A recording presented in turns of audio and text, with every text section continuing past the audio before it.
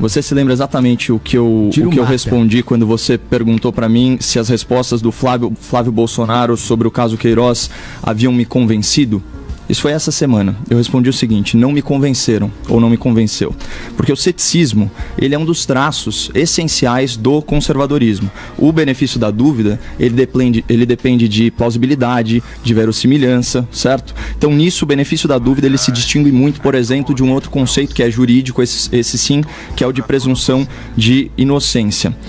Me assusta quando eu vejo o noticiário, né, isso tanto nos telejornais como nos jornais impressos, em que um dado testemunhal de uma vítima com interesse político é dado como verdadeiro. É isso que te assusta? Calma. O resto Olha, todo que vamos analisar o caso concreto. Você tem um parlamentar impulsivo, de péssima reputação, que já se comportou como um animal em sessão... Tá falando do Bolsonaro? Não, lógico que não. Tô falando do Jean Willis, que já se comportou como um animal em sessão plenária, que alega sofrer ameaças de morte que justificam sua renúncia ou licenciamento do cargo, tá? Esse é o dado. Ele não apresenta nenhum elemento probatório e não apresenta nenhum parecer das autoridades públicas que corroboram essa narrativa de risco à vida. O que a gente tem ilustrado é que ele sofria execração pública, mas isso em decorrência da atividade política dele. Vamos fazer uma comparação, essa sim muito mais apropriada do que as que você trouxe à baila aqui, porque misturou assuntos diversos, que é a seguinte... Mas é o caso que estão todos ligados, fazem parte de uma mesma... Eu discordo. De uma mesma retórica. Não, para mim, eu discordo completamente. A gente está discutindo... Você tem que olhar a situação como um todo. Não, mas ele diz que está sofrendo ameaças de morte. Para justificar um argumento, claro, é uma visão tua, respeito. Agora, olha a situação que nós temos. Não, mas o que o Fabrício Queiroz tem objetivamente a ver com a renúncia do Jean Willis? Não tem nada. Objetivamente, não. São ilações que você está fazendo. Não, são elucubrações. Não, como todos aqui fazem em algum sentido. Não, mas eu estou me atendo aqui ao caso concreto. Ele não apresentou... aos assessores do gabinete dele, cara. Ele tem no gabinete... Não, mas são assuntos... São assuntos distintos. Ele já fez homenagens e mostrou simpatia. O Bolsonaro tudo já bem, mas não tem a ver com o caso Jean Willis. Espírito Santo pro Rio de Janeiro, achando que os caras estavam fazendo um bom trabalho. Grupos de extermínio. Você vai me desculpar, mas se é pra gente fazer uma relativização, ou melhor, uma comparação, a gente tem um caso que a gente repercutiu aqui, que é o caso Holliday, né? Inclusive ele tuitou: sou gay, negro, parlamentar e estão investigando um atentado contra mim. Não são ameaças virtuais, são reais. Não estou nas capas dos jornais e nem pretendo sair do país. Pelo contrário, estou mais forte para continuar. Aqui um parênteses, parabéns ao vereador pela postura. O que acontece? Nesse caso, houve provas, né? A gente teve apresentação de testemunhas, N pessoas no gabinete e funcionários da Câmara Municipal. Logo na sequência do ato, foi apresentado o vidro trespassado por uma bala e não bastasse isso, foi feita uma perícia que confirmou que foi dado um tiro. E qual o âmbito que isso aconteceu? E provando aí a natureza política do fato. Foi durante a manifestação dos sindicatos pela Previdência Municipal. E gente dessa bancada, inclusive, questionou a validade. Então, é isso que eu não admito. Dois pesos e duas... Eu não falei que era uma pedra, nada pela distância. Eu falei, não, provavelmente é um projeto. Exatamente, mas houve o questionamento. Atrás, ou seja, até diante de provas concretas, a gente questiona. Então, por que nesse caso, todo o jornalismo está dando como certa essas ameaças e a gravidade dessas ameaças? Porque políticos polêmicos passam por isso. É como relatou aí o Zé Maria Trindade, né? Então, eu acho que assim, o primeiro passo para ter uma decisão, para ter uma discussão madura sobre isso, é questionar tudo.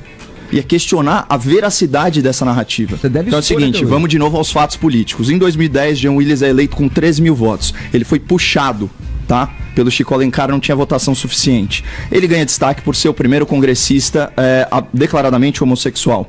O nome disso, em teoria política, é política identitária, quando o rótulo social importa muito mais do que ação e conteúdo. Ele capitaliza em cima disso e, em 2014, ele tem 144 mil votos. Então, uma grande escalada. Calma aí, agora... Deixa eu só fazer uma parte. Conteúdo e ação, você falou nessa comparação, o Bolsonaro foi eleito por isso. Desculpa. Tudo bem, mas deixa eu seguir Ele ficou 27 anos como deputado, apresentou um projeto. Crítica válida. Não é? Aí vamos lá.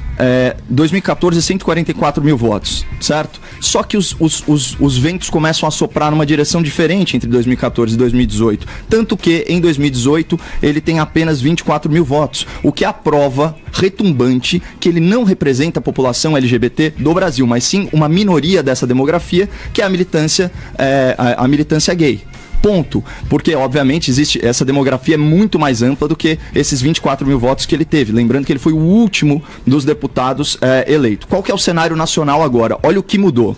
Você tem um governo de direita, 47% dos parlamentares são novatos. Você tem partidos como o PSL e o Novo, ou seja, você tem elementos no PSL do reacionarismo, do conservadorismo. No Novo você tem aí os liberais. O que une eles é que eles são anti-esquerda. Então, a tribuna, Edgar, nessa legislatura não é mais playground da esquerda. Conclusão, você tem um político, Jean Willis, decadente, em um ambiente político hostil, sendo execrado publicamente, certo? E sem o apoio da demografia que ele próprio representa. Aí, qual que é a ingenuidade da direita?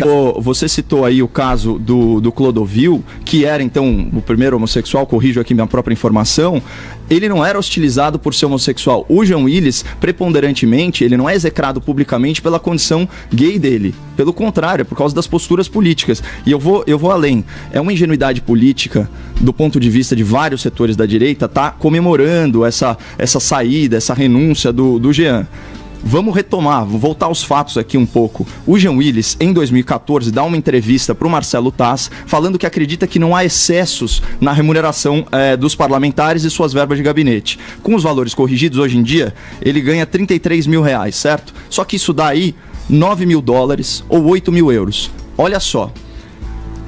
O que vai acontecer se ele se licenciar ou se ele renunciar? Entra na suplência o tal do Davi Miranda, que é companheiro de quem? Do Glenn Greenwald. Olha só que coincidência, eles vivem em união homoafetiva. Esse Glenn é aquele jornalista, militante, correspondente internacional da CNN que vendeu a tese do golpe para a mídia internacional. É só o ouvinte da PAN dar um YouTube, um Google em Christiane Amanpour, CNN, golpe. Que trouxe à tona também o caso Snowden. Vai achar tudo isso. E o caso de, se você acha que impeachment é golpe, então você concorda com Glenn Greenwald. Olha o que acontece do ponto de vista de macropolítica. Vamos tirar as emoções de lado, Edgar. Entra um sangue novo no Congresso, o cara tá em decadência, em execração pública, perdeu a base social dele. Olha que golpe de mestre. Entra sangue novo do Congresso, gozando de prestígio total e simpatia de toda a mídia progressista internacional, toda ela, certo? O Jean Willis cria uma narrativa de perseguição política, certo? Vira ativista internacional, é a vitimização máxima, certo? Até, olha, não estranhe se ele pedir refúgio.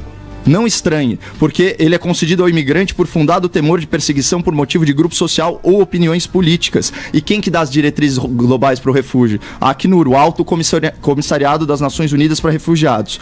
O que ele vai virar, o Jean Willis? Ele vai virar um embaixador da oposição no estrangeiro. Ele sai de ser um pária no Brasil para virar um pseudo-herói lá fora. Só que pior, ele vai ser remunerado em dólar. Então, na verdade, a galera da direita tá achando o máximo, se ferrou, porque a guerra de narrativa vai ficar 10 vezes pior.